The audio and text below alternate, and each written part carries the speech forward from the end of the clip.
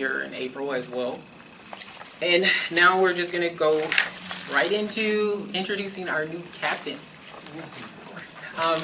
David, if you would like to. Hi. So my name is Dave Santos. I'm the new, I'm an acting captain right now because they haven't done official promotions yet. Hopefully it'll be me, but we'll see how that time comes along.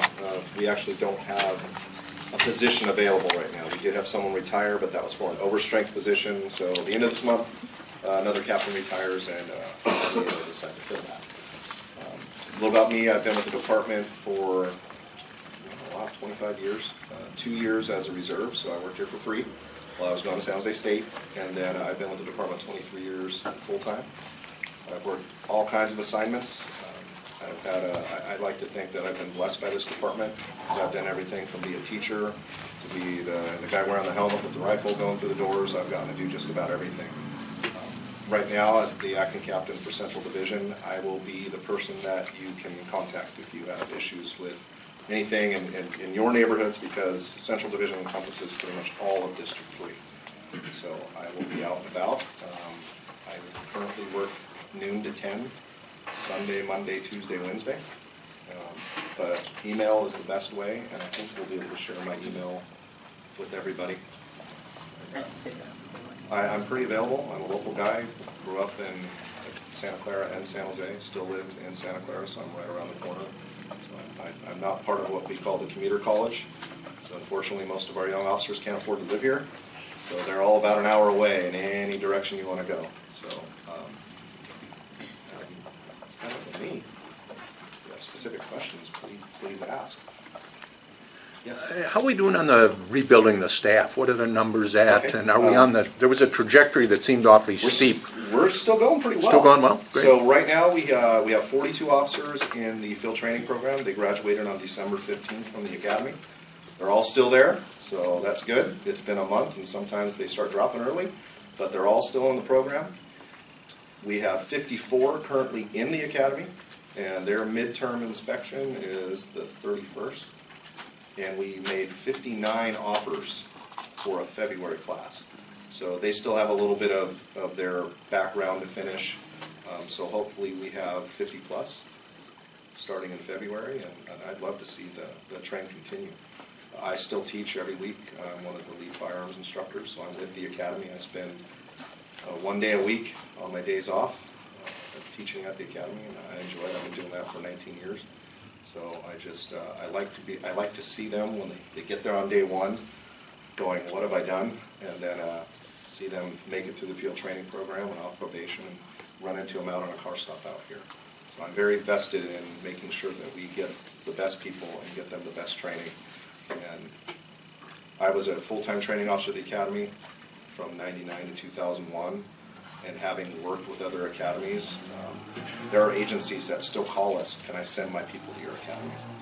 Because, like the councilman said, we're good. We're very good at that. And from my perspective, there is no way on earth that we would have been able to police a city of over 1 million with roughly 820 cops, as well as we have been able to do, if it wasn't for the caliber of people we hire. And that's why when you see, oh, you had 4,000 applicants and you hired 50 people. Yeah, we did, because we took the best out of that. So and we're continuing to do that. Where are we at headcount right now? Do you know? I think we're about to pop over that 1,000 mark. Really? Well, So, but at any given time, you have guys that are out on disability or modified duty. So I know we're above 900, but we did drop down around 820 from a high of over 1,400. About 6 How years ago. about just in the Central Division? So Central Division, it's roughly total on days, swings, mids, both sides of the week, fewer than 60, and maybe around 60, because I know District Edward, because downtown encompasses, just the downtown core is 2 different districts. That's our District Edward and District King. So if you don't know, our city is broken up into 16 districts, which would be like a precinct for someone else. And those are staffed with a sergeant and a group of officers.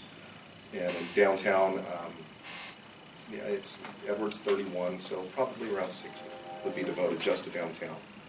Yes. How about your community service officers? How many? So we're about, I want to say we're about 44, I think, community service officers, and they only work days and swing shift. They don't work the midnight shift, and they've been fantastic.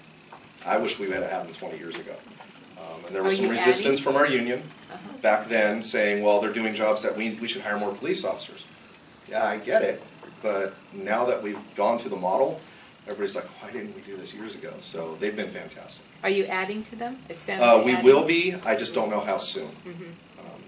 Right now, they're housed at our substation, and eventually what we'd like to do is move all of them up to our main house, if you will, the headquarters, and then have them become more in line with the officers. And now they're actually come up to our briefings, they brief with us, and it's trying to intertwine them more into the department.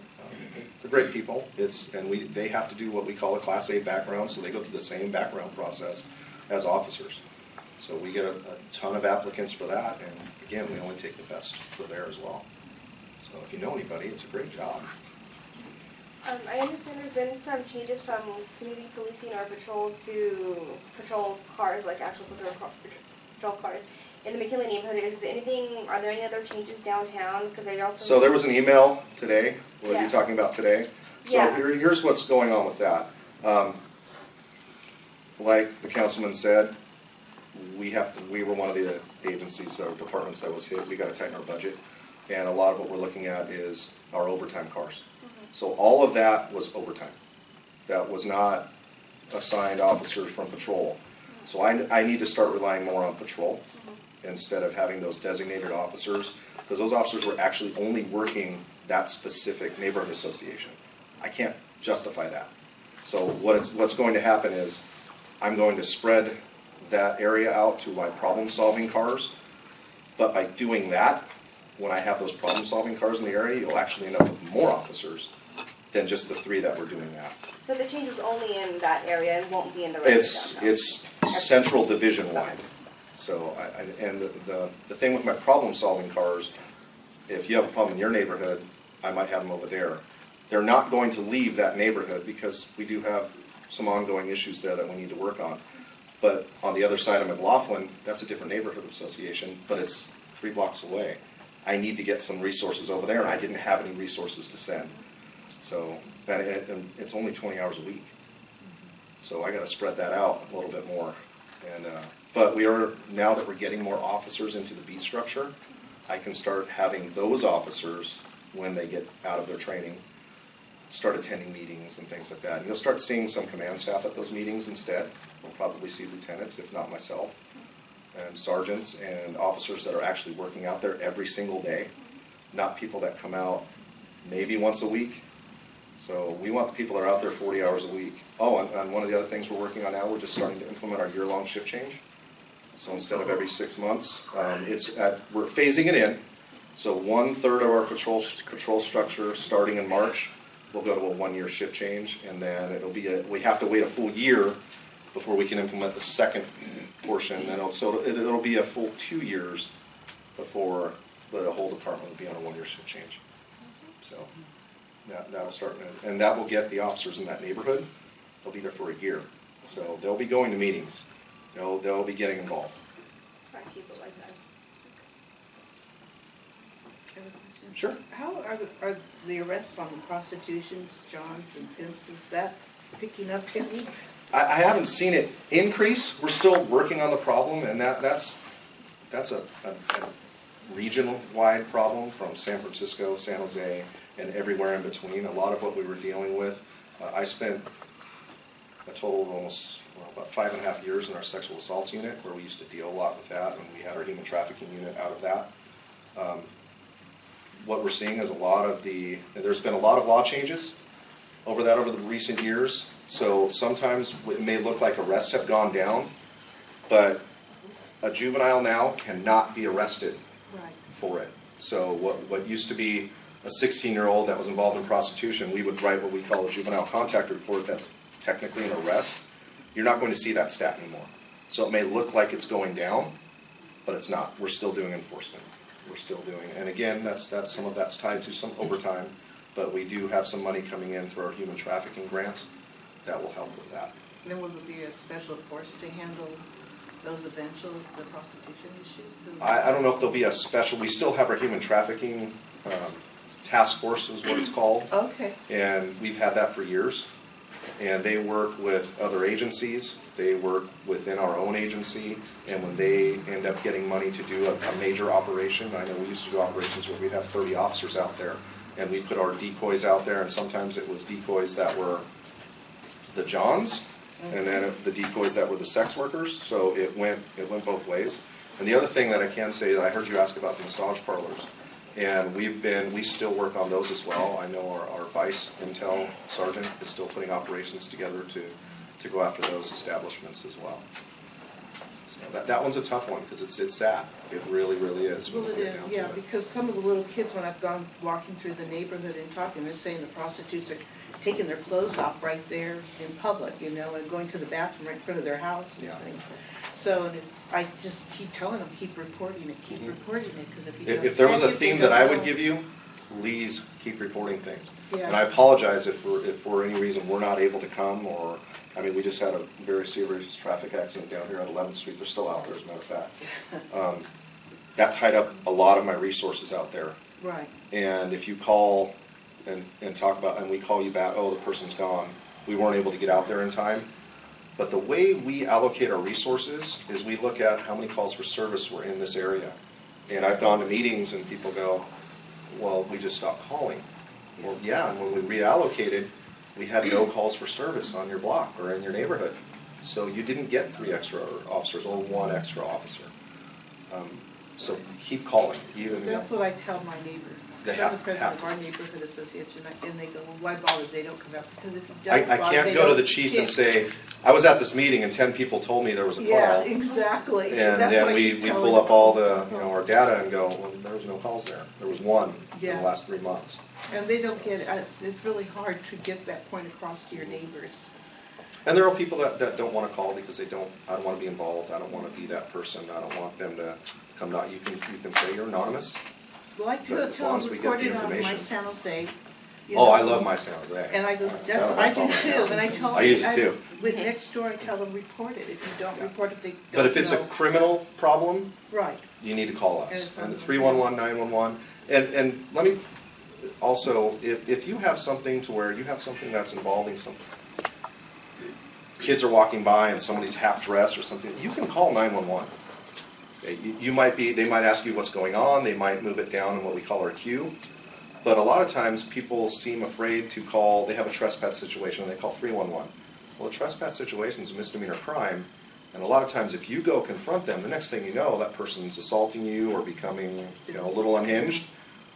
Don't be afraid to call 911. Even if they say, okay, well, I gotta put you on hold for a second because that's not what they would consider a dire emergency, we have something going on, but it's okay.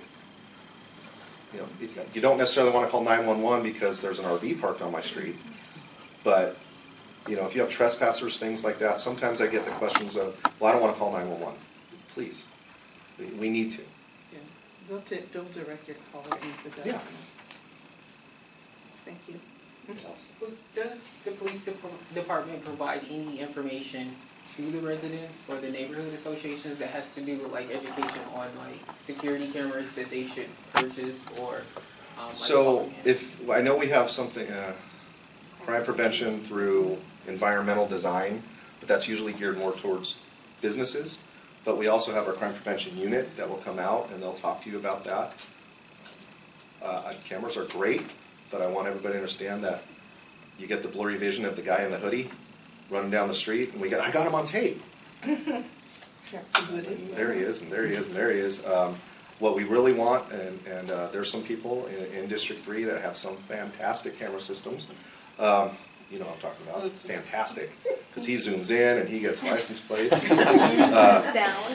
It's yeah, some of them, I've heard them, it's fantastic.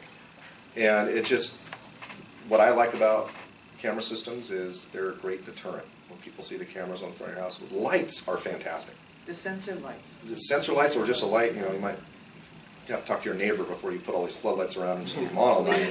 But lights are great because criminals don't like to be seen. dogs are great. I'm a dog guy, but it doesn't need to be a big Cujo, but it's just a dog, and they don't want attention. Got a dog going crazy, somebody's going to look. They don't want to be seen. They want to hide in the shadows. That's how they operate. So there was a neighborhood association that wants to have either you come to their neighborhood or one of Or crime prevention or something. Or crime prevention. Yeah, or Who should they contact? me. They can contact me. You could contact crime prevention directly, and that's available at sjpd.org. And they'll tell you all the programs. They have so much, and we've been adding to that as well. We've been hiring new crime prevention specialists for a long time. We were decimated. We were down to nothing, and it wasn't just, it was the entire city. And we really had to cut a lot, but we're building all of that back. So I'm really excited to see what the future's going to bring. We're going to build back, and it's going to be different. Not saying that what we had before was wrong. It's just we now know what we can do. And if we could do that with 820, I couldn't imagine having, I'd like to see 1,500 or 2,000. Who knows where we can go. So crime prevention's great, though. They have a ton of programs. I know people have talked about neighborhood watch programs, things. They are the ones that do those presentations. Yes? Are there any initiatives to get more police housing in San Jose? So there was that, what's it called, Officer Next Door program, and that kind of went away. There's nothing that I know of to get them to move back. The problem is in the Bay Area, real estate's just too expensive. And guys are getting opportunities to buy something in Tracy or Brentwood or Hollister or Gilroy. Even Gilroy's starting to price them out now. So, they love working here. I wouldn't go anywhere else. But it is difficult to find something. Even rents are crazy right now. I just mean, like, the city has a bunch of lots around. Like, has there ever been a thought to... We have all RVs parked in one. Yeah, exactly. So. I mean, at least something like that, because it is kind of sad to hear the guys keeping our streets safe in RVs. It sucks. Yeah, I've counted as high as 22 RVs in the parking lot. And a lot of that is guys that, because we still have to do what we call holdover cars. So you might have worked from 9 p.m. till 7 a.m., and we don't have enough people on the next shift to reach what we feel is our minimum safe staffing. So we might mandatorily hold 8, 6, 5, sometimes only 2 people over. And now they're staying from 7 till at least 11. And then maybe they have been up since 9 p.m. if they lived an hour away, so they're probably up since 6 p.m. And now they're not getting home until noon, and they have to come back that same night. So I understand why guys do it. It's tough. We'll see how, there's a lot of housing projects coming up downtown, though. Affordable housing? We'll see. Subsidized housing. The problem with it is, and I'm not going to lie, we make good money, and the officers aren't going to qualify for it. They're between that rock and a hard place. Yeah. That's how I've lived my life. But that's how Yeah. most people are at this point. Yeah.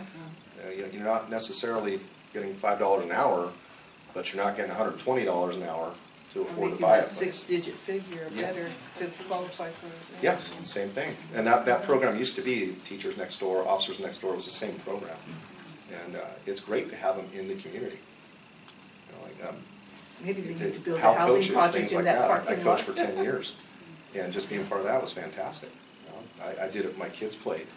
But I miss it. My kids are a little bit older now. But I can't coach cheer.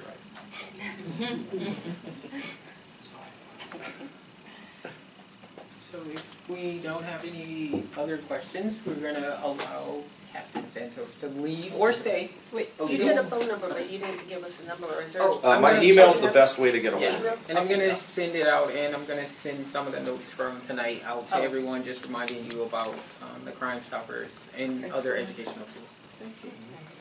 Yeah, crime prevention. But they'll teach you about Crime Stoppers. Yeah, the Crime Stoppers part of crime Because you, yes. Some of the highlights that we have going on right now, I don't know if you saw, there was a press conference last week that all of our use of force stats will now be available to you. So you can go right on our sjpd.org and you can see it's an amazing tool. We're one of only 31 agencies in the country that are using it, and we're only one of 2 that's our size that are throwing everything out there. You want to see it. Now, it's not going to have officers' names. It's not going to have the person who got force used on them names, but it will have age demographics, it'll race demographics. Did they live in the city? What type of force was used? Was there injuries? What time of day? What part of the city? You can narrow it down to the beat within the district if you want to see what's going on where you live. Are people using force where I live, or officers having to use force where I live? It's amazing. Just go in there. You can't mess it up, but you can click on everything, and you can find out amazing information on there. And we're one of the few that are actually throwing that out to the general public. We want you to see. We want people to know. Okay, and that's. Will it also be statistical, like information? So if you're hosting your neighborhood association, you're able to present that and talk about the fact that people are not calling and reporting things, or at least show that these are the things that's being reported? Would that be something they will be able to? This is all based on use of force. Oh, just use Just force. use of force. No Because other- that is really kind of the topic du jour right now in the policing world. There are crimereports.com that you can go to, and you can see what's going on in your neighborhood. Those aren't our official crime stats, because that's what's compiled at the end of the year. Because on crime reports, it may come in and say there was a disturbance here, but it may have actually been an assault. It just came in as a disturbance. I can tell you, anybody here watch Adam 12? Remember that old show? Every single call they went to was see the man. That was what they were told. It's a homicide. It's a bank robbery. Everything started as see the man. For us, everything starts as a disturbance. So we get there and we have to figure out what's going on. So the final crime statistics that come out at the end of the year, that go to the FBI, and then they ship them back and do all their compilations, that's what is our official crime stats. But you can go on crime reports and it'll say, there was a stolen car in my neighborhood, there was a disturbance in my neighborhood, there were 3 or 4 disturbances, whatever it may be. You can look at that as part of sjpd.org. And it's .com, not .org, or? sjpd.org is what I thought. Org, okay, Yeah. basic. I think this is a good chance to remind the community leaders too, like especially if you're on Nextdoor, and if you're a lead on Nextdoor, if you see people ranting about a crime or something, to remember to encourage them to report, because a lot of people are using Nextdoor as a reporting tool when it's not. That's not going to help us. Right. So it's not going to help the community as well. So just a reminder. There was one ahead, yes. Who is our auditor now? Independent police auditor, I'm sorry, I can't remember his name. Like I said, last night Yeah. at the meeting, I didn't get it either. When they met in the council. I haven't met him yet. Okay. I was working with our previous one. I am on our use of force committee. So we haven't just had an opportunity, and I'm sorry. Was there someone before this person, and after After Judge Cordell? Yes. Oh, there was. Yeah, Okay. and I'm sorry, I got home at There was 1 two. and was up. Okay. 2 in between. Was it? Yes, there was a Walter Katz. Yeah, Walter Katz was our Oh. last one, And then Okay. there was an I remember intern, that one. which was a Siobhan. Siobhan, and she's still there. You don't know who it is now, Dee? It's Aaron. I think his last name is Right. Sizzler or it's something with a Z. Z-I-S-S. Oh, he wasn't there last night then. Oh, he was. Was he there? Yeah, he was there. Oh. Okay. He was there. Thank you. Sure. Why isn't there a separate app, just like My San Jose, but a separate app to report crime? Well, one of the issues would be bandwidth and who's going to monitor that. Because we do have the ability now, we were reaching out into if you can text it to our number, but it's just getting all that technology in. And what I would worry about if somebody goes online and who's monitoring that, and how do I know we're not going to miss it? That would be my fear, is that we miss something that really needs to be. But it could just be to report, but at the end of the day, you probably get a lot better idea for where the crime's actually happening. Because I don't know about anybody else, but I've been on hold for 15 plus minutes when you call. So eventually you're going to hang up. If there was an app, you get, it's not to say that we want you to come to everything, but maybe it would be a different way to get a better sense. Yeah, I don't know. I'm not that computer guy, but I'm trying to think of ways that, you can report crimes online, but it just depends on the type of crime you're trying to report. Like graffiti, things like that. Some thefts you can do online. stolen cars, we can't, because you actually by law have to come sign the form that says your car's stolen. So those ones that are reported online that you mentioned, the soft crimes or the little crimes, are they part of the statistics that gets? They go rolled up? into our uniform crime reporting, the UCR that goes to the FBI at the end of the year. Well, what They about- may not make it onto that crimereports.com because that's generated through our computer-aided dispatch system.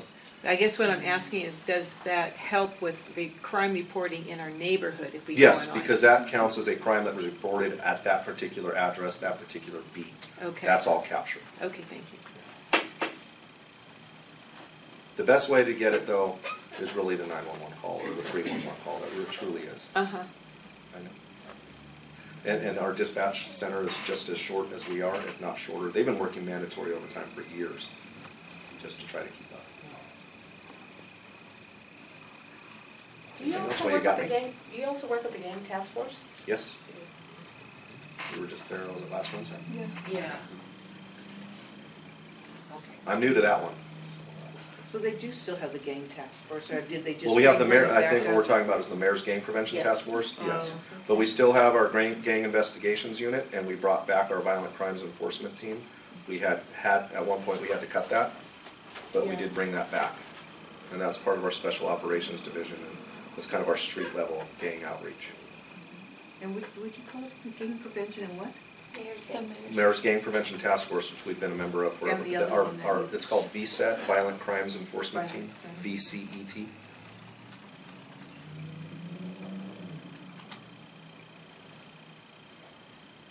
Are there any other questions?